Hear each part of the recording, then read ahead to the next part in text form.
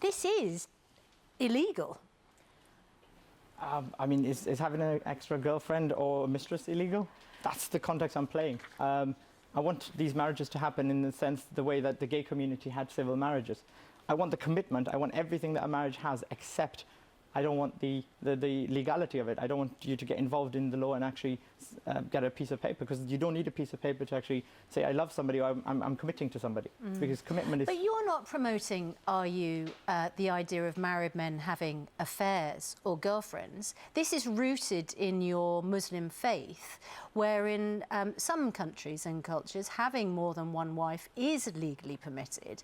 But the fact of the matter is that here in the UK it isn't, and yet this is where you're promoting it.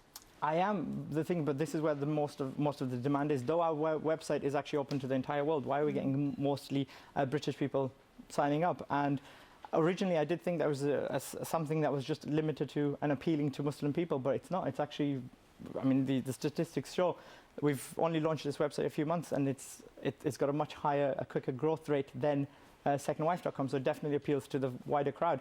How many of the people who are signing up, you say that most of them are British, but how many of them do you think are not Muslims? Now we have a differentiation, so it's clearly 10,000 and almost, we're now touching 40,000 on the secondwife.com. One interesting fact I'll mention, I've come to realise is, first of all, I had a perception that this was not appealing to women at all, and we were going to have 3, 4, 5% women. I was shocked to see the statistics were touching almost 30% women, but this was on the Second Wife website. When we launched the polygamy.com website, which is open to everybody, people of all faiths, the figure on certain days was touching 70% females. It's hard to imagine what's in it for them. One could understand a dating website where you hope to meet someone you like, which maybe could lead to a relationship, even marriage. But why would you specifically choose to be a second wife, particularly, as Susanna says, you have no legal protection within that because it's not allowed? The key word here is commitment. You see, currently in British society, in most Western societies or any society, we're lacking commitment.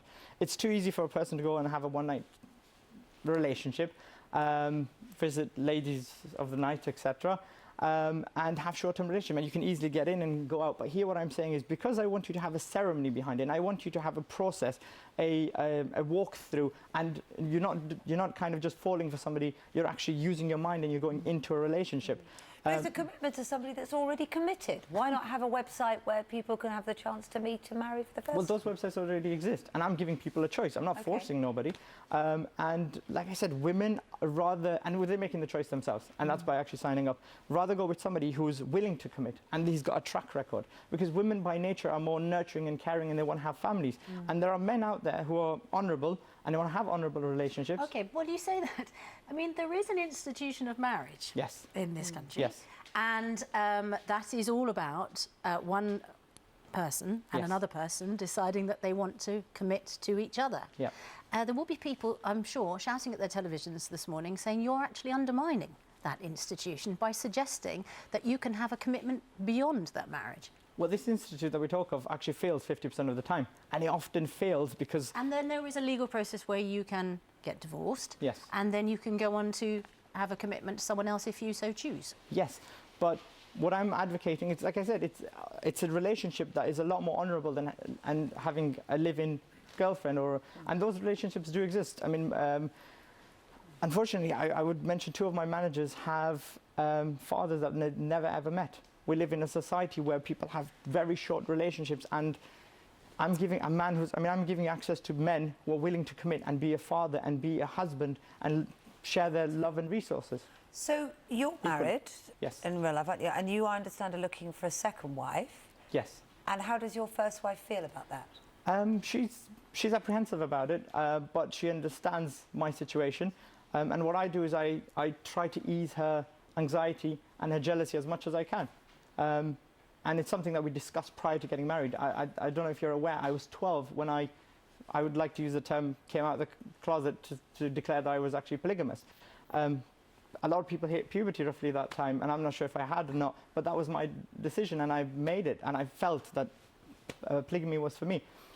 Prior to actually getting married, my marriage was an arranged marriage, where we actually had a formal sit-down like we are right now, And I declared to my in-laws, including my wife, that look, I'm that kind of a person. I will have multiple wives. And at that point, I was trying to explain to them from a religious point of view because it's permitted, and that's what mattered to me at that point. And yes, there was apprehension, but they eventually went ahead with it. So, why would you go ahead with a second marriage if your wife, to whom you are committed, does not want you to? It's a bigger picture. It's you know, without actually making it something devious, it's just something in my nature. I've always felt I'm somebody who would want to take care of multiple wives and have a large family, and that's always been my nature.